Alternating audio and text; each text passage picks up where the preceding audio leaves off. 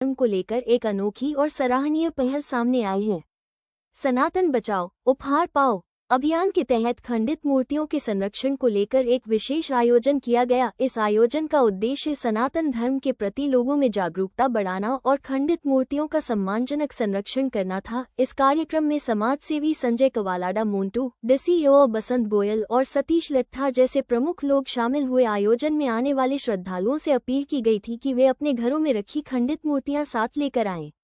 CEO doctor बसंत गोयल ने कहा कि यह एक सामाजिक और धार्मिक पहल है जिससे हम लोगों को जागरूक करना चाहते हैं कि खंडित मूर्तियों का सम्मानपूर्वक संरक्षण किया जाए। कार्यक्रम में भाग लेने वाले हमने लोगों को जागरूक करने के लिए इस प्रोग्राम में मुहिम चलाई है जो आचार्य विनय जोशी जी के सहयोग से हुआ है। इस प्रोग्राम में हमने सभी हिंदुओं को जगाने की कोशिश की है, क्योंकि जो जगह जगह हिंदुओं की मूर्तियों का अपमान देखते हैं वो अपमान हमारे द्वारा हमारे भगवानों का अपमान होता है जो हमारे से असहनीय है। इसीलिए हमने धर्म बचाओ उपहार ले जाओ करके एक मुहिम छेड़ी है, जिस मुहिम के तहत हजारों की संख्या में लोग अपने घरों से सड़कों से मूर्तियां खंडित मूर्तियां हमारे पास लेके आए हैं, जिससे हमारे भगवानों का अपमान ना हो, उनको सही सम्मान मिले हमारी मूर्तियों को। मैं आचार्य विनय जोशी जी का इसके लिए बहुत बहुत धन्यवाद करती हूँ। इस तरह की मुहिम उन्होंने चालू की है। मैं चाहती हूँ सभी हिंदू भाई उस मुहिम से जुड़ें और ज़्यादा से ज़्यादा सभी जगहों से ये मूर्तियों की सफाई होनी चाहिए। यहाँ है अगर खंडित मूर्ति हो जाए क्या करें, तो उसका एक विकल्प इन्होंने दिया है। अगर कोई मूर्ति खंडित होती है इनके संस्थान के पास इनके ट्रस्ट को दो, उनका सही से विसर्जन करेंगे और जो भी यहाँ पर खंडित मूर्ति लेके आएगा उसको उपहार भी दिया जाएगा। तो ये लोगों को प्रोत्साहन करने का एक बहुत अच्छा अभियान शुरू किया गया है। मेरी सभी सनातनियों से विनती है, निवेदन है, अपील है कि कम से कम हम सनातनी अपने देवी देवताओं का, अपनी खंडित मूर्तियों का अपमान ना करें और सनातन को मजबूत करें, सनातन का प्रचार प्रसार करें। जो सनातन विरोधी शक्तियां हैं उनके लिए हम एकजुट हों, यही आज के इस कार्यक्रम के माध्यम से सही एक मैसेज समाज को देना चाहता हूँ। सनातनियों को क्या कहेंगे जो लोग पूजा पाठ करके लोगों को मूर्तियों को छोड़ देते हैं, ऐसी नौबत आती है जो हम लाते हैं? देखिए, हमारे जब कोई पूजा पाठ होती है, हमारे जो पंडित जी होते हैं वो सुपारी होती है, सुपारी उसके ऊपर भी मोड़ी बांध गणेश बना देते हैं, गणेश जी होते, ठीक है। किस लिए कि मूर्ति रखेंगे, उसको कहीं सही जगह विसर्जन नहीं होगा तो मूर्ति का अपमान होगा। तो इसलिए हमें सनातनियों को इस बात का ध्यान रखना है, हम खुद कम से कम अपनी मूर्तियों का, अपने देवी देवताओं का अपमान ना करें। देवी देवताओं का अगर अपमान करते हैं, मैं समझता हूँ हमारे अंदर जो एक ऊर्जा, जो शक्ति, जो आशीर्वाद, जो कृपा देवी देवताओं की तरफ से हमें आनी चाहिए वो रुकती है और हमारे घर के, परिवार के, बिजनेस के, व्यापार के काम भी रुकते हैं। इसलिए हमें ध्यान रखना है, हमें खुद अपमान नहीं करना मूर्तियों का और ना हमने होने देना, उसके लिए भी हमने सहायक बनना। जय श्री राम। हमारी निगम पार्षद है, बड़ी खुशी हुई। परम पिता परमात्मा आपकी सब मनोकामनाएं पूर्ण करें।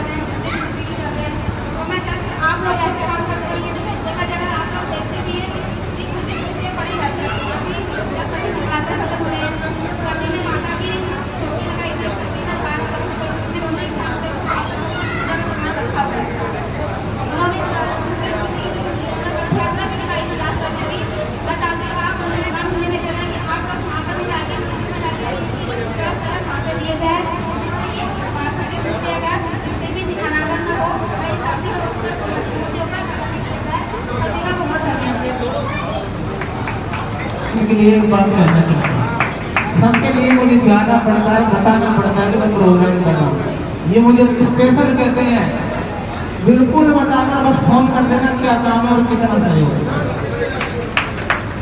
तो नहीं जाना पड़ता है। आपका बहुत बहुत धन्यवाद। नहीं, सच में आप इतना सम्मान करते हो, आपका बहुत बहुत धन्यवाद। धर्म के लिए अगर इतना सम्मान तो हमको समर्पित करने को चाहिए। ज्योति बहन अखंड सौभाग्यवती भव और मेरे भाई सुभाष चिरंजीवी भव और अभी तो आपने कहा नवरात्र अभी समाप्त हुए तो सभी मनोकामना आपको बहुत बहुत धन्यवाद। मैं निवेदन करूंगा माननीय सुबह से रात हो जाए, दोपहर से रात हो जाए या रात से रात हो जाए, 24 घंटे सिर्फ लोगों के प्रति समर्पित रहते हैं। और जहाँ जिस मंच पर विभाग की तरफ से 100 कोटि सेवा को सहयोग करने आए हैं। हम सारे विवेक विहार में रहते हैं और हमारे विवेक विहार में हम लोग बहुत सुधार हो गया है। बहुत लोग समझ गए हैं कि जो खेती है उसको गमले में डालना है, पानी को जूस निकालने के लिए बहुत लोग अब इस चीज़ को अपनाने लगे हैं।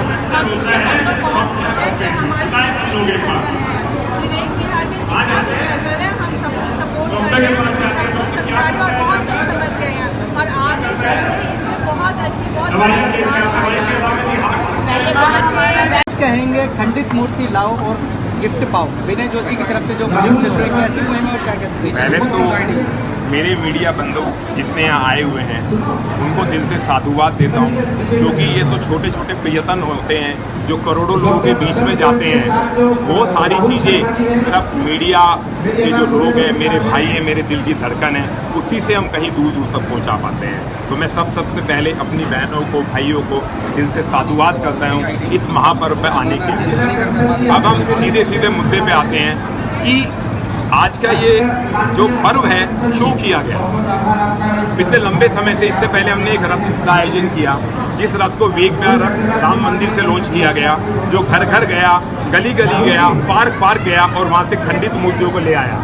लेकिन आज भी ये विडंबना है हमारी कि उसके 2 महीने बाद फिर पार्क फुल मिले, फिर वो गलियां फुल मिली, यमुना फुल मिली। यदि आज यमुना जी में हजारों करोड़ का बजट लग चुका है, लेकिन आप देखेंगे तो कोई चीज नहीं मिलेगा। क्यों नहीं मिलेगा?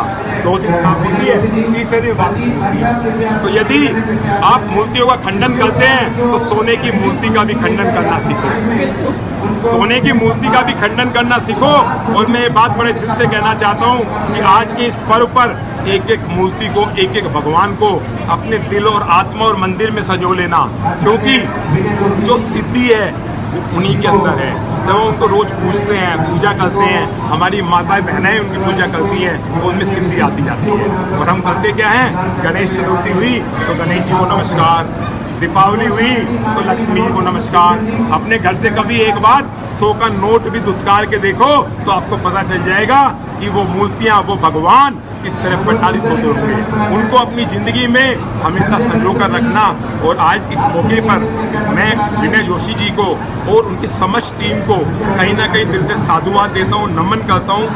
ये कार्यक्रम ऐसा कार्यक्रम है जो विश्व में पहली बार हो रहा है, जिसमें एक उपहार नहीं, 17 तरीके के उपहार हम लोगों ने रखे हैं।